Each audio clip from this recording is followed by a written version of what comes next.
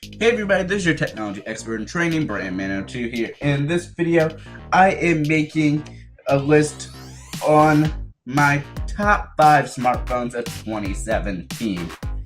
Each of these devices were announced this year and have come out before right now, which is August 16th, 2017 at 11:53 a.m. Eastern Daylight Time. And let's go ahead and get started. And don't forget that each of these are just my opinion and should not be taken as fact.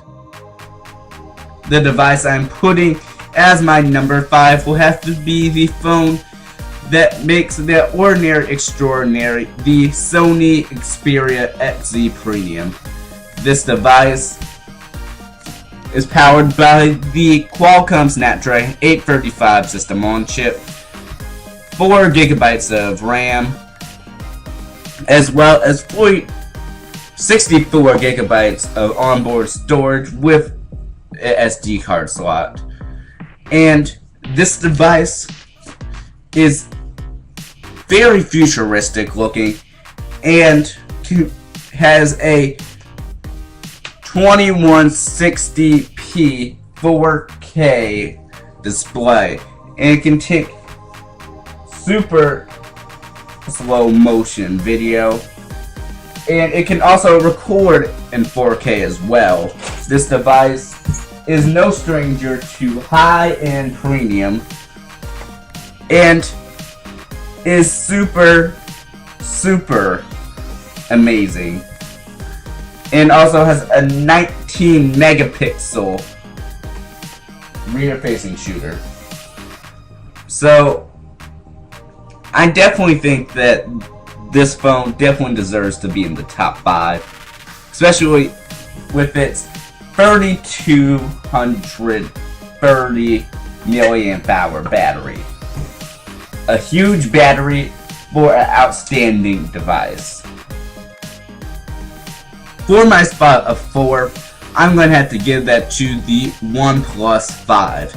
This device was the first one I actually saw the live event for on YouTube.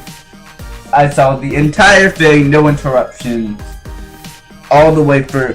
And I just have to say, it is an amazing device for the price tag. It ships with Oxygen OS, which is based off of Android 7.1.1 Nougat, and it has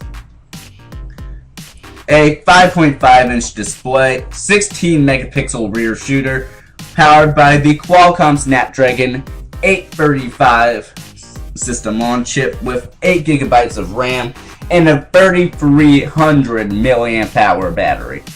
This device has pretty good specs. Not necessarily the best ones out there, but it has everything that you want to do with your device, plus more. So I definitely can't have any complaints with the OnePlus 5. And what I think is probably one of the standout features is that it has an AMOLED display, which is something that you usually find on a Samsung device. And after using AMOLED displays for the last about 6 years, I am pretty much in love with those, and thumbs up to OnePlus for getting that right. This one was a tough one, but my number 3 spot will have to go to the Moto Z2 Force. This device was recently announced just last month by Lenovo, and it is probably one of the devices I've been looking forward to for a while. This device is also powered by the Qualcomm Snapdragon 835 system on chip and has a 12 megapixel rear shooter at 2160p 4K, and this also has HDR support, and it runs currently on Android 7.1.1 Nougat. And one thing I've loved about Motorola is that they have their genuine shatterproof phones, which are definitely something that a lot of people would probably use and need on their devices. So no matter how many times you drop it, and drop it, it will still be fine. And this device also sports a 2730 milliamp hour battery with a 5.5 inch display at 64 gigabytes of storage and 4 gigabytes of RAM. And one thing I like about this, unlike last year, is that it can be found at more than one carrier rather than Verizon. You can also find it in places like Sprint, although I would probably get the Verizon one.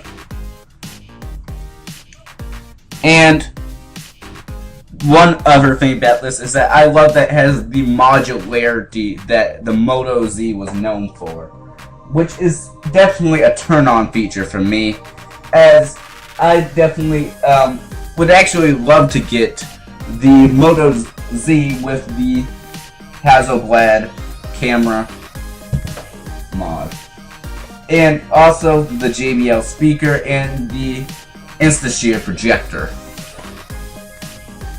So I can't wait for that one to officially come out, hopefully this month.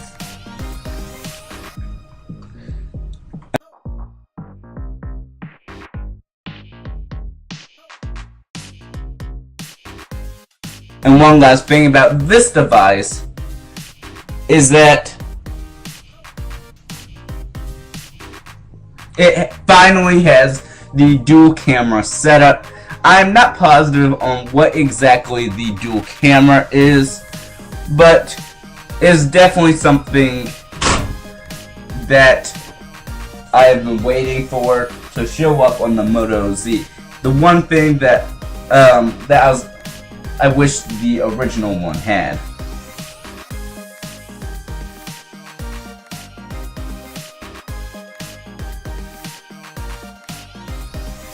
So this one was a tough one, trying to decide which place this should be, but I finally decided that second place should go to the Samsung Galaxy S8. Pretty much no list is complete without this device, as it has been powered by the Qualcomm Snapdragon 835 system on chip, 4 gigabytes of RAM, 64 gigabytes of onboard storage, and a 12 megapixel shooter, which can record at 4K 2160p. But what makes this device special isn't all of those tech specs. It's that 5.8 inch display on that kind of average body, which is pretty amazing, but is done because of how the bezels are made, being so thin on the top and bottom and pretty much non-existent with the edge-to-edge display on the left and right sides. Now, one reason why this is not in first though is because even though the edge-to-edge display is amazing, it's pretty fragile, especially considering that it has a glass backing, and with the curved display, it's harder to put a case on it. So you pretty much need a whole bunch of protection if you want to take that somewhere.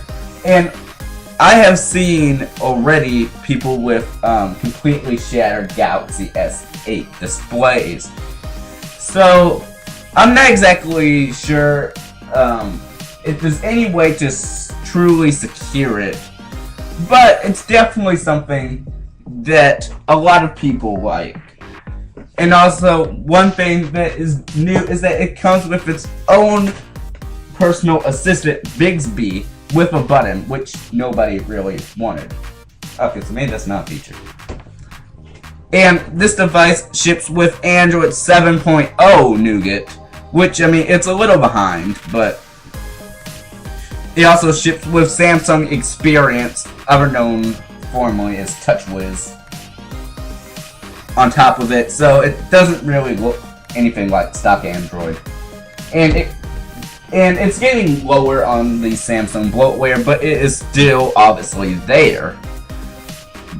Although, one thing that was kind of shocking is that this device is powered, well, certified with IP68 rating, which means that, like I mentioned before, it can be soaked in 1.5 meters for 30 minutes. Although, one kind of disappointment is that with all of these advancements, it only has a 3,000 milliamp hour battery, which, I mean, don't get me wrong, it's not bad, but it is about the same as the Galaxy S7 of last year. Although the reason they did this is probably because of the total, well, failure of the Samsung Galaxy Note 7 of last year, which, in case you don't know, kind of boom, exploded. So, good precaution, but if they wouldn't have done that last year, I kind of wish it would have been a bigger battery. Finally, for the spot of first place, I am giving that to the LG G6. This device, unlike the others, uses last year's Qualcomm Snapdragon 821 system on chip, 4 gigabytes of RAM, as well as 32 gigabytes of onboard storage with an SD card. And this is because they launched this ahead of Mobile World Congress 2017, which is before the Qualcomm Snapdragon 835 was ready. But the 821 is still doing pretty good, and it has a 3300 milliamp hour battery, lithium polymer. And like the Galaxy S8, it has minimal bezels for the large display at 5.7 inches, which is pretty huge, and this actually came out before the S8. But despite that, it actually didn't get a lot of attention, which is one of the reasons why I like it. Kind of where it's like the underdog and better, in my case. And a lot of people have other opinions, saying that the S8 is better, but for me, I like the G6 mostly because of the twin 13 megapixel dual camera setup, one being the standard lens and the other one being wide angle.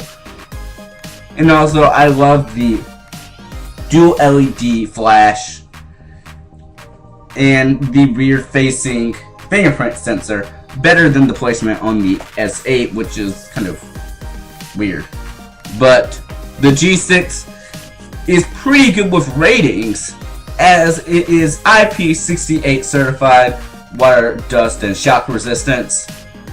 As well, it has a military standard, the MIL STD G10G, which it passed multiple different tests, which is pretty great considering how well it is.